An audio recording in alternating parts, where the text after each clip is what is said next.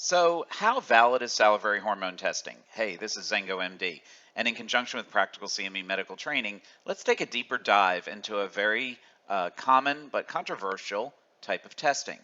Well, the short answer is that salivary hormone testing was first described in 1959 when Alaska and Hawaii became states, when the 707 first flew, and just a few months after NASA was founded. And speaking of NASA, they've used salivary hormone testing for decades, and they're still touting the benefits of salivary testing even to this day. Moreover, it's even valid in zero gravity, and samples can be analyzed while in space. Here's NASA using salivary cortisol and melatonin levels way back in 1995. For the last 2 to 3 decades, many endocrinology societies around the world have endorsed salivary cortisol levels for diagnosis, especially at night when stressful blood testing can be avoided. Yet, still, salivary hormone testing can stand alone at any time of day. It's not just a test for convenience. And the medical literature shows it. Look at how many articles about salivary cortisol are out there. Nearly 6,000. And look at the nearly exponential rate of growth in articles that employ or test salivary cortisol levels. Yet still, it's not hard to find opinions, many of which seem to be echoing the same sentiment, almost to the point of copying each other, that state that salivary measurement of sex steroids and melatonin are less reliable than cortisol. There is often a common thread between these. The authors have never used salivary hormone testing in their practice, or they quote only certain old studies, or they have the nerve to quote insurance company determinations of eligibility. And we all know what insurance companies want to do. They just want to take your money in a premium and then never have to pay it back on your care. The old gold standard or standard of care line is used here too. Well, the standard of care does not represent what is right. It actually represents what 51% of similarly trained people would do. Oh, and one more thing about these integrative medicine programs. None of them are ACC-GME certified, meaning that's the American Council on Graduate Medical Education. They're all for-profit enterprises, and you can never be sure who's actually paying money to possibly influence or control the curriculum. Well, with that being said, how did it all get there? Well, cortisol has two well-known serious disease states, Cushing's and Addison's. They need inpatient admission in big city teaching hospitals. Cortisol levels can also be affected by the stress of a needle stick, and it sometimes needs to be tested at midnight. So the establishment laboratory medicine faculty are on board. Those are the people who teach medical students too, therefore they teach every doctor that comes out. But see, there are no diseases of elevated or depressed sex steroids that require big city hospital lab attention. So blood testing for these have gotten gold standard status by default, despite never being proven accurate to predict tissue levels at all or any variation in tissue levels. See, the first pass is the key, the ability of freshly produced hormone to get to the tissues without ever appearing in the venous blood. Let's use our chopped up body to illustrate. Doesn't matter if it's cortisol or a sex steroid. They are produced, and around 75% go directly to the tissues as fresh, mostly unbound hormone capable of being absorbed. Bound hormone cannot be absorbed.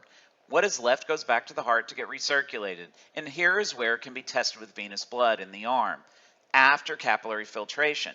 So for 20 hormone molecules made, 15 go to the tissue, or around 13 will remain free and end up actively transported into the tissue. The salivary gland reflects that tissue absorption, and the fresh free hormone shows up on the saliva test in the place where it is actually working. The little free hormone left, plus all of the bound hormone from all the prior recirculations, then goes to the veins to be measured there. And that's where there can be a problem because they have to do calculations to try to estimate how much of that bound hormone could be free. You see, the salivary gland and the veins are measuring two completely different things. The higher the binding of the hormone, the more likely that blood and saliva will not agree. And each recirculation through the liver further increases the risk that the fresh hormone will be bound in its second or later trip through the body. But for sex steroids, which are highly bound and actively transported into the tissues, saliva and blood are not supposed to agree. Therefore, there is no gold standard because you can't compare the two.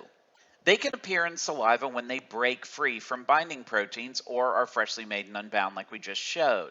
As you see here, cortisol and DHEA are slightly less bound by a factor of 2 to 3 versus sex steroids. That increases the divergence between blood and saliva sex steroids compared to blood versus cortisol in saliva. So you have to understand human physiology a little bit in order to understand why venous blood can never be the gold standard for sex steroid tissue levels, but maybe there's enough correlation for cortisol. And critics all seem to miss this study, where women were given topical progesterone cream, so we would expect it to show up both in the blood and in the tissues, right? But this study clearly showed it in the saliva, but not in the blood. Look at this incredible difference in just a matter of hours. Venous blood is terrible at detecting small changes in tissue levels of sex steroids.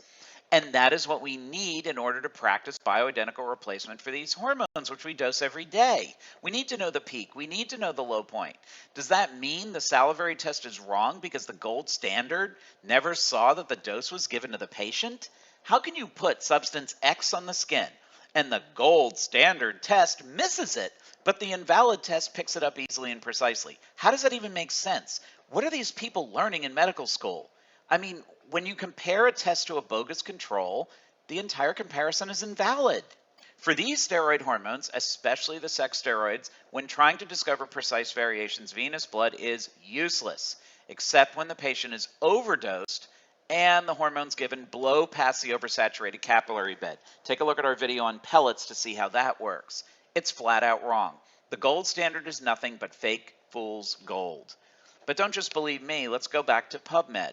Looking up the phrase salivary estradiol, we get 377 results. Salivary progesterone, 544. And salivary testosterone, a whopping 1,023. Can I have a hallelujah? That's a whole lot of attention for something that doesn't work. And there are two reasons why people flippantly say salivary assays of sex steroids don't work. Number one, ignorance.